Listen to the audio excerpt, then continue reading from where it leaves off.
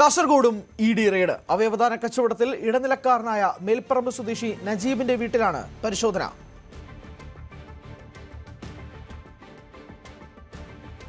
K V Baiju ഉണ്ട് വിശദാംശങ്ങളുമായി. ബൈജു, എത്ര നേരമായി പരിശോധന അവിടെ നടന്നു തുടങ്ങിയിട്ട്? എന്തെങ്കിലും സുപ്രധാനമായ രേഖകൾ കിട്ടിയോ?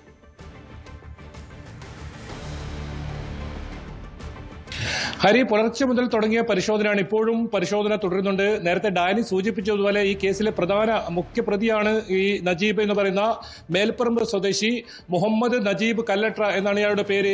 ഇയാൾക്ക് കേരളത്തിലും കർണാടകയിലുമായി നിരവധി കേസുകളുണ്ട്. കൊലപാതകം, മോഷണം ഉൾപ്പെടെ നിരവധി കേസുകളിലെ പ്രതിയാണ് ഇയാളാണ് പ്രധാനമായും ഇതിൽ ഇടനിലക്കാരനായി പ്രവർത്തിച്ചിരുന്നത്. നേരത്തെ NIA ഇയാളുടെ വീട്ടിൽ പരിശോധന നടത്തിയിരുന്നു. ഏതായാലും ED കൂടി ഈ കേസിൽ പിടിമുറുക്കുന്നു എന്നതാണ് ഇന്ന് നമുക്ക് പുറത്തു വരുന്ന ഈ ഒരു വിവരം. പുലർച്ചെ മുതൽ തന്നെ പരിശോധന ആരംഭിച്ചു. എന്തായാലും ഈ ഉദ്യോഗസ്ഥരൊക്കെ എത്തിയിട്ടുണ്ട്, അതോടൊപ്പം ബാങ്ക് ഉദ്യോഗസ്ഥരും എത്തിയിട്ടുണ്ട്. കൃത്യമായി ഇയാളുടെ അക്കൗണ്ടിലേക്ക് പല ബാങ്കുകളിൽ നിന്നും ഇത്തരത്തിൽ പണം വന്നിട്ടുണ്ട്. അതിന്റെ കൃത്യമായ രേഖകൾ സഹിതമാണ് ഈ പരിശോധന എന്നാണ് ഏറ്റവും പ്രധാനം. നജീബ് നേരത്തെ അറസ്റ്റിലായിരുന്നു. ഇയാളെ വിശദമായി ചോദ്യം ചെയ്തതിലാണ് ഇത്തരം വിവരങ്ങളൊക്കെ EDക്ക് ലഭിച്ചത്. ഏതായാലും ഇയാളുടെ മേൽപ്പറമ്പ് ഓഫീസുണ്ട്. ഈ ഓഫീസിലും പരിശോധന നേരത്തെ നടത്തിയിരുന്നു.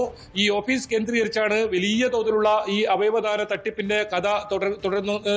കാസർഗോഡ് മാത്രമല്ല, കേരളത്തിലെ പല ഭാഗങ്ങളിൽ, അതോടൊപ്പം കർണാടകയിൽ നിന്നുമുള്ള ആളുകളിൽ നിന്നും ഇത്തരത്തിൽ അവയവദാനം കച്ചവടം നടത്തിയെന്നാണ് നമുക്ക് മനസ്സിലാക്കാൻ സാധിക്കുന്നത്. അതായത് 5 മുതൽ 10 ലക്ഷം രൂപ വരെ വിലയ്ക്ക് ഇത്തരത്തിൽ അവയവങ്ങൾ വാങ്ങുകയും പിന്നീട് അത് 50 ലക്ഷവും അതിന് മുകളിലും വിൽപ്പന നടത്തുകയും ചെയ്യുന്നതാണ് ഈ രീതി. ഏതായാലും ഈ കാര്യത്തിൽ എന്തൊക്കെ വസ്തുക്കൾ ഇവിടെ നിന്ന് പിടിച്ചെടുത്തു എന്ന കാര്യത്തിൽ വ്യക്തത വന്നിട്ടില്ല.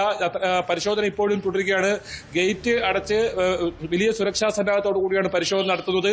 ED ഉദ്യോഗസ്ഥരുണ്ട്, അതോടൊപ്പം ബാങ്ക് ഉദ്യോഗസ്ഥരുമുണ്ട്. പരിശോധന ഇപ്പോഴും തുടരുകയാണ്. ഹരി, വ്യക്തമാണ്. പുലർച്ചെ മുതൽ തുടങ്ങിയ പരിശോധനയാണ് ഇപ്പോഴും തുടരുകയാണ്.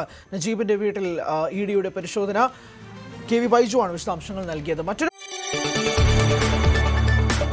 കൂടുതൽ വാർത്തകൾക്ക് News 18 Keralam YouTube channel subscribe ചെയ്യുക.